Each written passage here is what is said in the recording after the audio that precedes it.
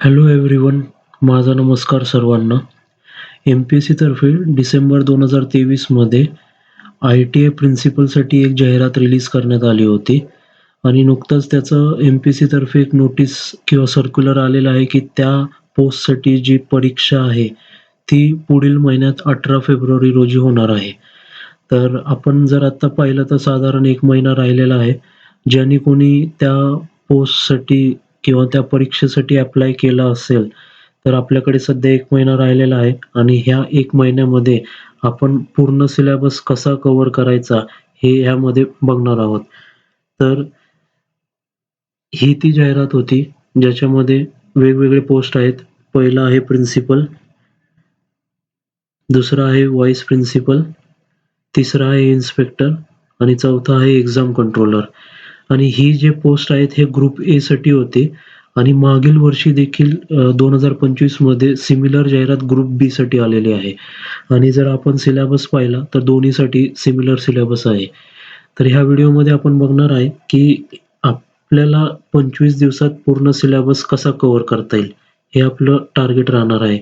आपल्याला जे पुढचे 25 डेज आहेत, त्या 25 डेजमध्ये आपल्याला हा सिलेबस पूर्ण करायचा आहे आणि उरलेले एक 5 ते 6 दिवसामध्ये आपल्याला त्याची रिव्हिजन करायची आहे. तर हे आपण या व्हिडिओमध्ये बघणार आहे.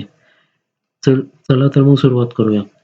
तर तुम्हाला माहीत असेल, की जी आता रिटन ऑनलाईन एक्झाम होणार आहे, त्याच्यासाठी 200 गुण आहेत, 200 मार्क्स आहेत त्यासाठी आणि जे इंटरव्ह्यू आहे, तो 50 मार्काचा आहे. मुलाखत जी आहे ती 50 मार्काची होणार आहे.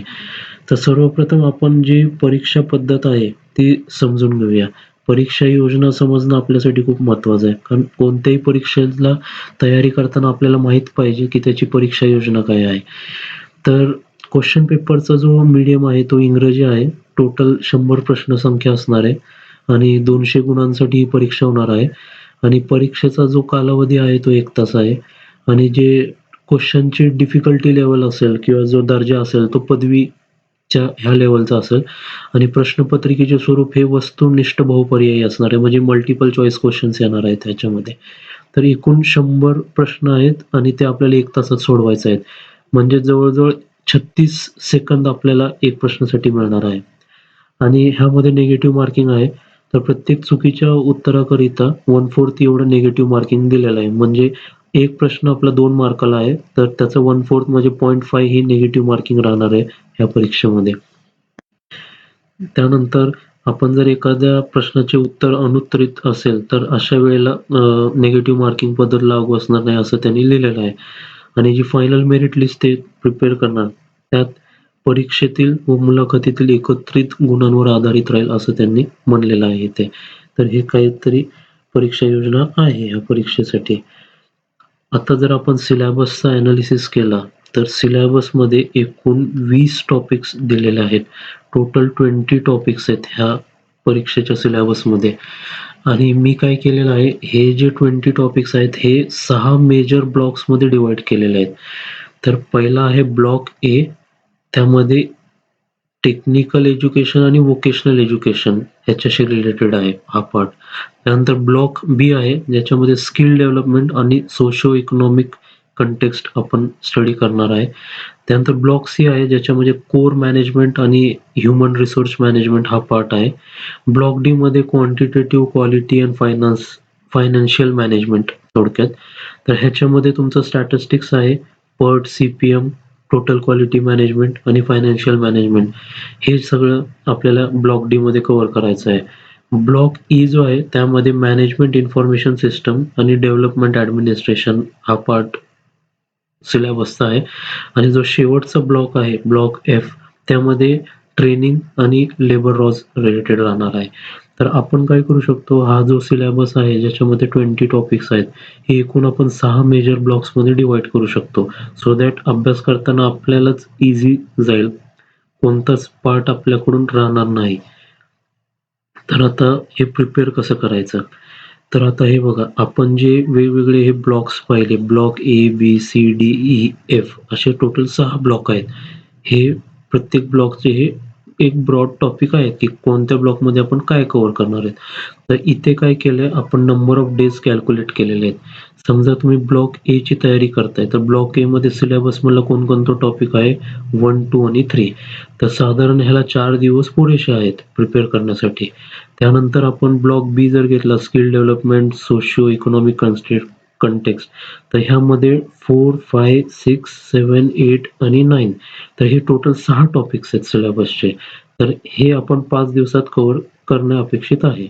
तसंच आपण जर मॅनेजमेंट आणि ह्युमन रिसोर्स मॅनेजमेंट हा पार्ट घेतला, तर ह्यामध्ये सिलेबस खूप वास्ट आहे आणि थिअरॉटिकल कन्सेप्ट जास्त आहेत.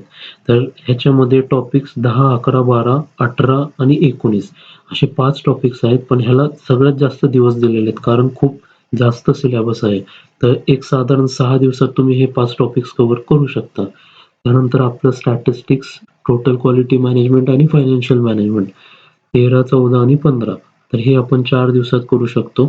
त्यानंतर management information system topic number 16, 17 हे 3 दिवसात करू शकतो आणि जो शेवटचा टॉपिक आहे 20वा तो आपण एक 3 दिवसात करू शकतो. आता हे मी माझ्या साइडनी तुम्हाला नंबर ऑफ डेज दिलेले आहेत. तुम्ही ह्यातले दिवस मागे-पुढे करू शकता. पण तुम्ही जर ह्याची बेरीज केली तर टोटल 25 डेज येतात. तर साधारण आपलं टार्गेट असलं पाहिजे, की पुढच्या 25 दिवसात आपला हा पूर्ण सिलेबस वाचून झाला पाहिजे. तर चला तर मग आपण डे वाईज प्लॅन पाहूया आता. तर आपण जर डे वाईज प्लॅन पाहिला, तर अगेन इथं आपण काय बघतोय, हा आपला ब्लॉक आहे. हे आपले डेज आहेत वेगवेगळे आणि त्या दिवशी कोणकोणता टॉपिक प्रिपेअर करायचा हे त्यामध्ये दिलेलं आहे. जसं समजा तुमचा हा पहिला दिवस आहे प्रिपरेशनचा, उद्या तुम्ही अभ्यास करायला घेतला. तर सगळ्यात पहिल्यांदा evolution of education, human resource development, social change असं आपल्याला त्यामध्ये अभ्यास करायचा आहे. त्यानंतर दुसरा दिवस Indian education system, national policy on education. त्यानंतर वेगवेगळ्या कमिटीज जे अपॉइंट केलेल्या आहेत, क्वालिटी, ग्लोबलायझेशन हे सगळं त्यामध्ये अभ्यास करायचा आहे. तिसऱ्या दिवशी काय करणार, व्होकेशनल एज्युकेशन बद्दल. ह्याचं इव्होल्युशन कसं झालं, ह्याचे ऑब्जेक्टिव्हज काय आहेत, तर सर्व काही व्होकेशनल एज्युकेशन रिलेटेड आपण थर्ड डेला कव्हर करणार. फोर्थ डेला आपण काय करणार, जे आपले वेगवेगळे अपेक्स इन्स्टिट्यूट्स आहेत, जसं DGT आहे, NCVET आहे, NSDC आहे, जसं national skill development corporation, CSTRI, NIMI, AICT आपण प्रत्येकी ह्या वेबसाईटवरती जायचं आणि शॉर्ट नोट्स प्रिपेअर करून घ्यायचे. तर असं 4 दिवसामध्ये आपण आपल्या सिलेबसचे पहिले 3 टॉपिक जे आहेत 1, 2, 3 हे आपण कव्हर करतोय आणि 4 दिवसामध्ये हा तुमचा ब्लॉक हे कंप्लीट होतोय.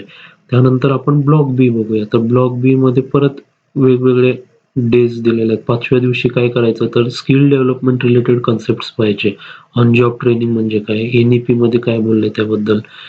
परत हे नॅशनल करिक्युलम फ्रेमवर्क काय आहे, त्यानंतर QP काय आहे, NOS काय आहे, NSQF काय आहे, ह्या सगळ्यांबद्दल वाचून घ्यायचं आणि ह्याचे शॉर्ट नोट्स तयार करायचे.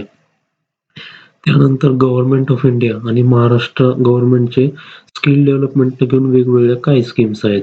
त्यानंतर कॉर्पोरेट सोशल रिस्पॉन्सिबिलिटी. त्यानंतर सोशिओ इकॉनॉमिक डेव्हलपमेंट 7व्या दिवशी. ह्यामध्ये वेलफेअर स्कीम्स काय आणल्या गव्हर्नमेंटने. त्यानंतर आपलं इंडस्ट्रियल डेव्हलपमेंट. ह्यामध्ये इंडस्ट्री 1.0 टू 5.0, MSME, परत LPG रिफॉर्म्स जे झाले होते त्याबद्दल अभ्यास करायचा. 9व्या दिवशी HRD इन इंडिया, एम्प्लॉयमेंट बद्दल, मायग्रेशन, मॅनपॉवर प्लॅनिंग असे वेगवेगळे टॉपिक्स आपण ह्यामध्ये प्रिपेअर करायचे. तर ह्याच्यावरून तुम्हाला एक अंदाज आला असेल, की बाबा कोणत्या दिवशी आपण कोणतं टॉपिक करू शकतो. जर आपण ब्लॉक सी घेतला, जर आपण आता ब्लॉक सी घेतला, तर ब्लॉक सी मध्ये तुम्ही पाहू शकता, की आपला मॅनेजमेंटचा पार्ट आहे. 10, 11, 12, 13, 14, 15 टोटल 6 दिवस दिलेले आहेत.